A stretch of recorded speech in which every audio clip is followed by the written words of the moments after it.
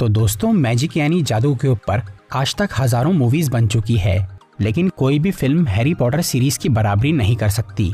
इस मूवी में एक बिल्कुल ही अलग दुनिया दिखाई गई है, जहां जादुई शक्ति वाले इंसानों के साथ साथ कई तरह के प्राणी, भूत और राक्षस मौजूद है।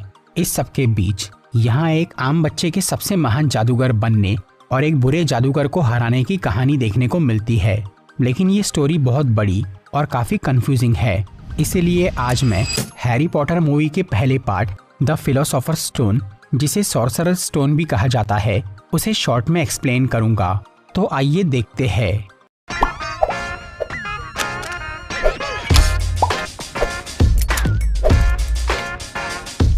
ये कहानी है हमारी ही जैसी एक दुनिया की, जहाँ कई सारे आम इंसान रहते हैं, लेकिन यहाँ कुछ ऐसे भी लोग हैं जिनके अंदर जादुई शक्तियाँ हैं।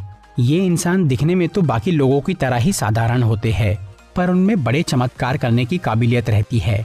ऐसी शक्तियों वाले लोगों को विजर्ड यानी जादूगर कहा जाता है, और बिना शक्ति वाले आम इंसान को मगल यानी मगलू कहा जाता है।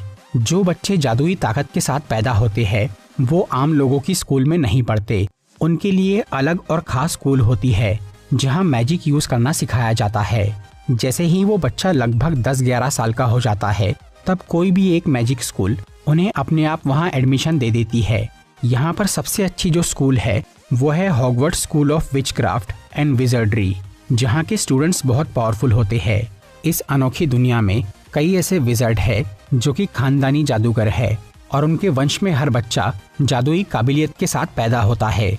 उन्हें प्योर ब्लड यानी शुद्ध खून वाले जादूगर कहा जाता है। पर यहाँ ऐसे भी लोग हैं जो कि खानदानी विजर्ड नहीं है, वो किसी मगलू के घर में जादुई शक्ति के साथ पैदा होते हैं। उन्हें हाफ ब्लड यानी मिले जुले खून वाले जादूगर कहा जाता है, और अक्सर प्योर ब्लड वाले विजर्ड्स हाफ ब्लड वालों से नफरत करते हैं और उन्हें जादू सीखने के लायक नहीं समझते।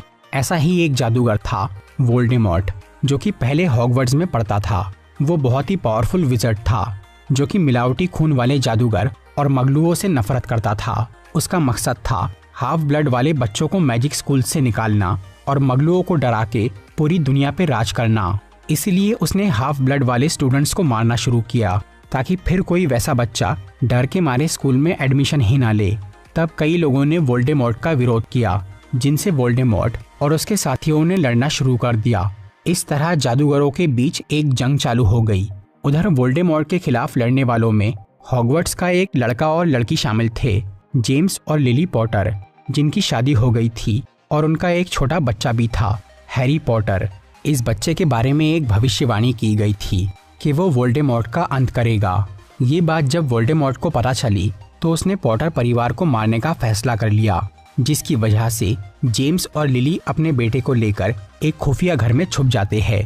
लेकिन वोल्डेमॉर्ट उनका पता लगा लेता है और फिर वो 1981 में हैलोवीन फेस्टिवल की रात को उस घर में चला जाता है और जेम्स और लिली को अपने जादू से मार देता है। फिर जब वो 1 साल के हैरी को मारने के लिए उस पे जादू का इस्तेमाल करता है, तो वो मंत्र उलटकर वोल्डेमॉर्ट पे आ जाता है और वो खुद मर जाता है।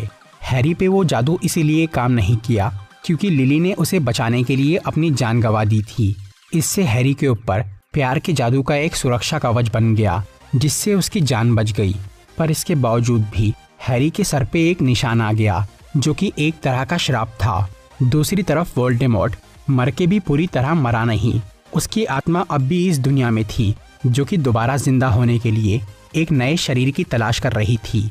फिर ये बात बहुत जल्दी फैल जाती है कि वोल्डेमॉर्ट ने जेम्स और लिली को मार दिया, लेकिन वो हैरी को मार नहीं पाया और इससे वो खुद खत्म हो गया। कुछ लोगों ने ये मान लिया था कि वोल्डेमॉर्ट मर चुका है, पर बाकी लोगों को ये डर था कि वो फिर से वापस आ सकता है। इस सब के बीच हैरी पॉटर काफी मशहूर हो जाता है, लेकिन अब ये बच्चा अनाथ हो गया था, जिसकी सुरक्षा की जिम्मेदारी हॉगवर्ट्स के प्रिंसिपल एल्बस डम्बलडोर लेते हैं। पर हैरी के ऊपर से खतरा अब भी टला नहीं था। वोल्डेमॉर्ट या उसके साथी आज भी उसे मार सकते थे, इसलिए डम्बलडोर उसे इस खतरे से दूर रखने के लिए हैरी को उसके अंकल आंटी यानी मौसी और मौसा को देने का सोचते हैं, क्योंकि वो लोग मगलू थे और इस जादुई माहौल से बिल्कुल अलग थे। फिर 1 नवंबर 1981 की रात को प्रिंसिपल डम्बलडोर अपनी स्कूल की एक टीचर प्रोफेसर मैगोनेगल के साथ डर्सली परिवार के पास पहुंचते हैं, जो कि हैरी के अंकल आंटी थे। तब हॉगवर्ट्स का रखवाला हैग्रिड हैरी को लेकर वहां आता है, जिसे डंबलडोर एक चिट्ठी के साथ डर्सली के घर के सामने छोड़ देते हैं। हालांकि हैरी के अंकल आंटी को जादूगरों से बहुत नफरत थी, लेकिन फिर भी वो उस बच्चे को गोद ले लेते हैं क्योंकि वो उनका भांजा था। पर वो लोग हैरी के साथ बहुत भेदभाव करते हैं और उसे घर में एक नौकर की तरह रखते हैं।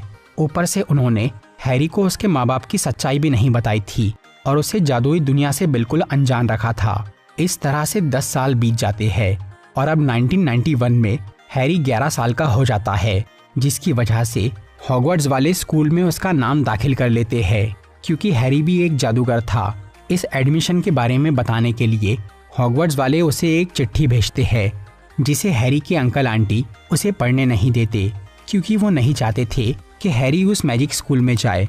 पर हॉगवर्ट्स का फैसला अटल था। वो हैरी तक अपना संदेश पहुंचाने के लिए उसे बार बार कई सारे लेटर भेजते हैं, लेकिन डर्सली परिवार वाले उसे एक भी चिट्ठी पढ़ने नहीं देते और वो इन लेटर्स से बचने के लिए हैरी को लेकर एक सुनसान आइलैंड के घर में शिफ्ट हो जाते हैं ताकि हॉगवर्ट्स उन्हें ढूंढ ना सके।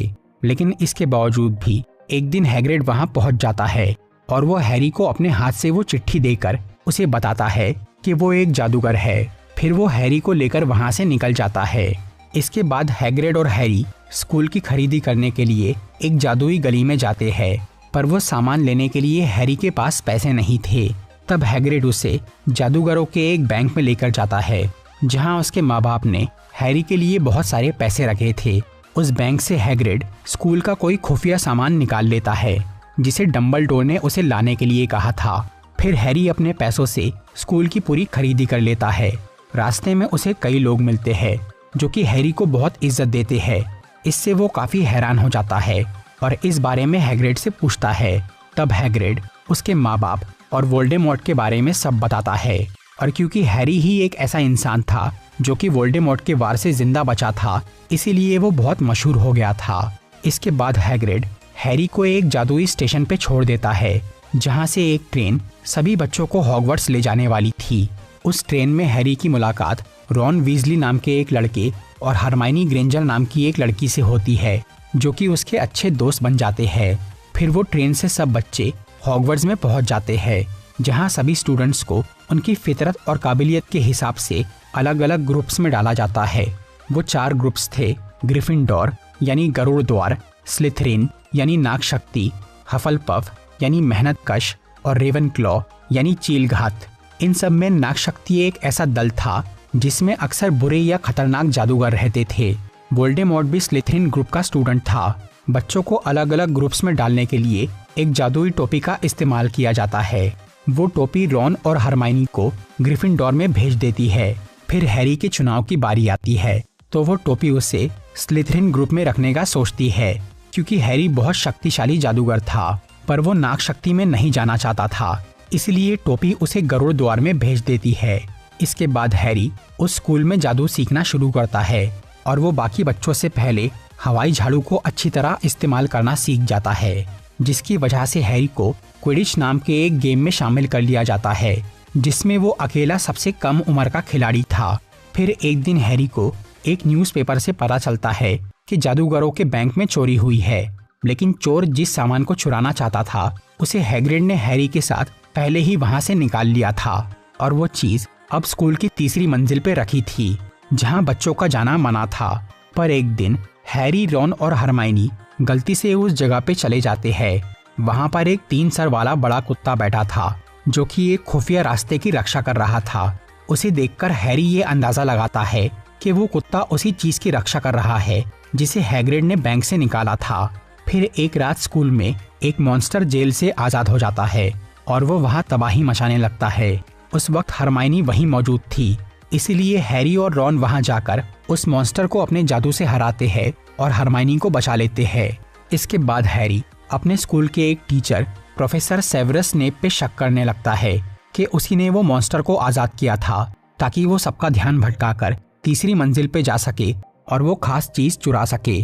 पर स्नेप वो चोरी नहीं कर पाया क्योंकि वहां वो कुत्ता मौजूद था। फिर एक दिन स्कूल में क्विडिच का मैच होता है, जिसमें अचानक हैरी की हवाई झाड़ू गड़बड़ करने लग जाती है उस वक्त प्रोफेसर स्नेप कोई जादुई मंत्र पढ़ रहा था, जिससे हरमाइनी को लगता है कि उसी ने झाड़ू पे जादू किया है और वो हैरी को मारना चाहता है। इसीलिए हरमाइनी वहां जाकर स्नेप के कपड़ों में आग लगा देती है, जिससे उसका ध्यान भटक जाता है और हैरी की झाड़ू ठीक हो जाती है।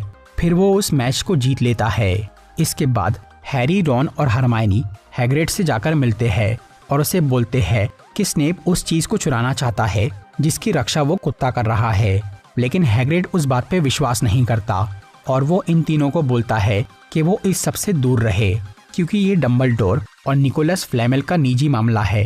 तब रॉन, हैरी और हरमाइनी निकोलस फ्लैमेल कौन है ये जानने में लग जाते हैं। इसी बीच क्रिसमस का दिन आता है और कोई अनजान इंसान हैरी को एक गिफ्ट भेजता है, जिसके अंदर एक इनविजिबल क्लोक यानी अदृश्य करने वाला चोगा था। वो इनविजिबल क्लोक असल में हैरी के पिता का था, जो कि बाद में डंबलडोर के पास चला गया था और अब उन्होंने उसे हैरी को दे दिया।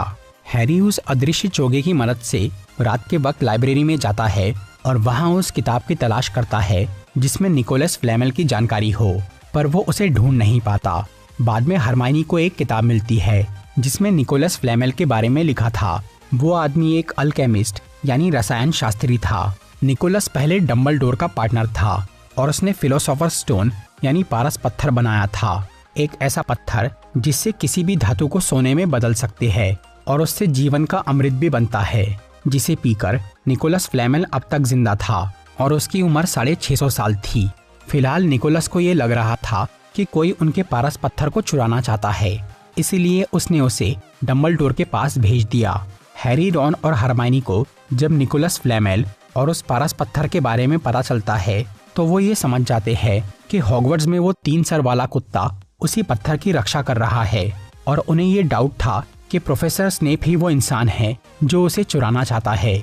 इसीलिए वो तीनों एक रात हैग्रिड के घर जाकर उसे ये बात बताते हैं, लेकिन हैग्रिड उन्हें बोलता है कि स्नेप उस पत्थर को चुराना नहीं बल्कि बचाना चाहता है, पर वो ये बात नहीं मानते।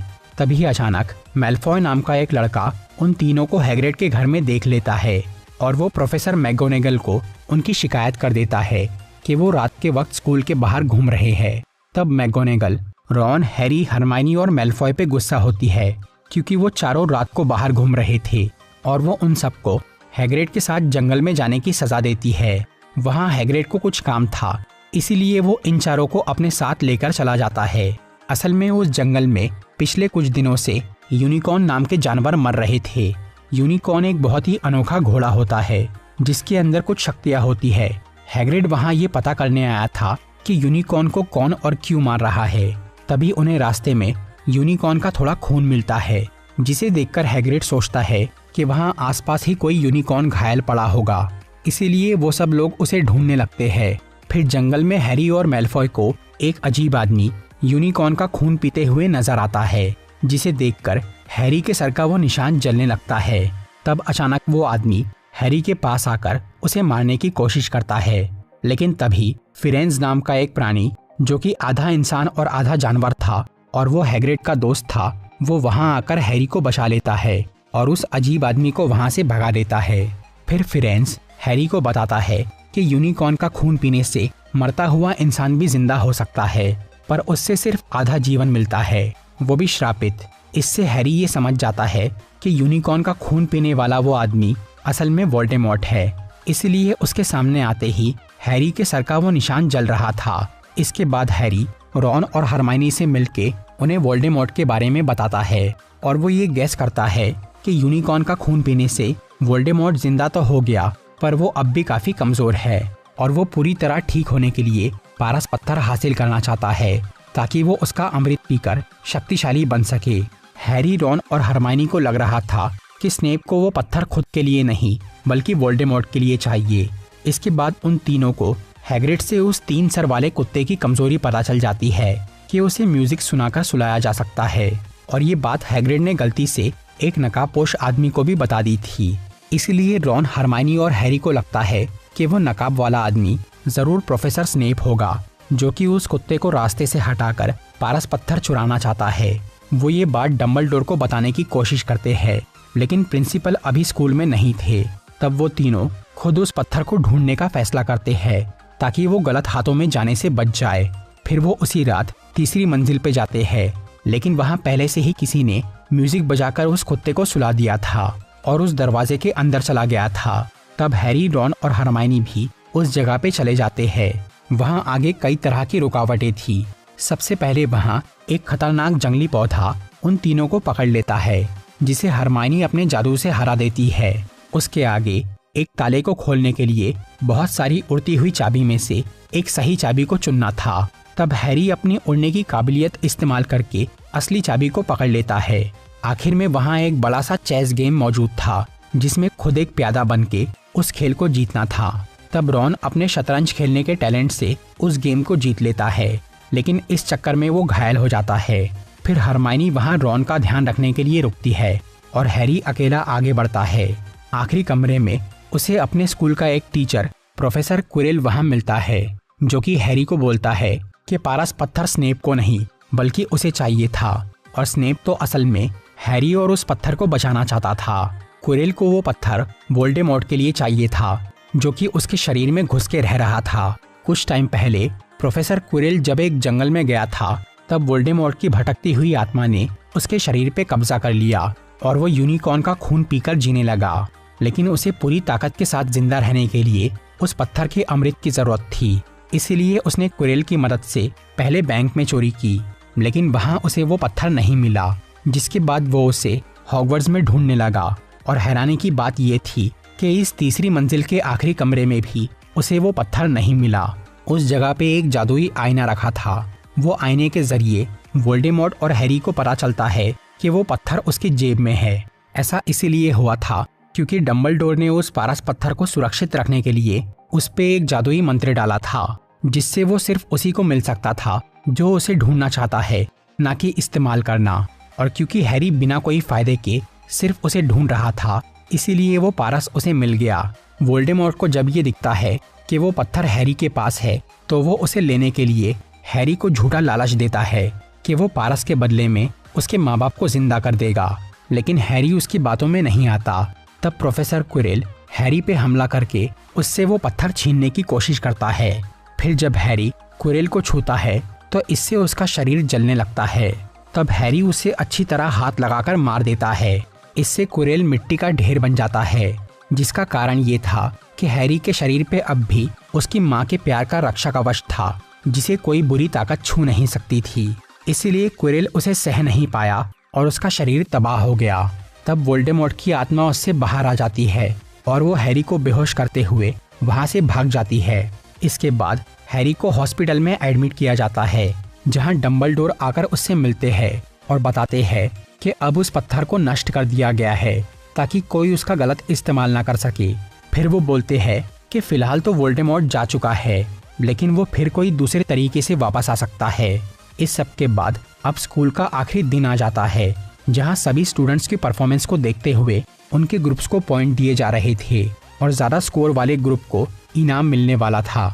उस कंपटीशन में स्लिथरिन यानी नाग शक्ति को सबसे ज़्यादा पॉइंट मिलते हैं, पर आखिर में डंबलडोर हैरी और उसके दोस्तों की बहादुरी की वजह से उन्हें एक्स्ट्रा पॉइंट देते हैं, जिससे ग्रिफिंडोर यानी गरुड़ द्वार जीत जाता है। और क्योंकि अब साल खत्म हो गया था, तो सभी बच्चे कुछ दिन की छुट्टी मनाने के लिए अपने अपने घर लौट जाते हैं। पर अब हैरी ने हॉगवर्ट्स को ही अपना घर मान लिया था और उसे वापस जाना बुरा लग रहा था। तो दोस्तों, ये थी हैरी पॉटर 1 की explanation.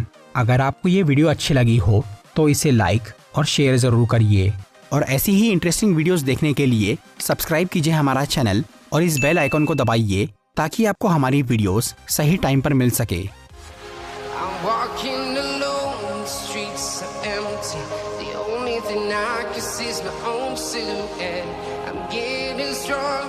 Step by step, the clock is ticking, but there's no time for me.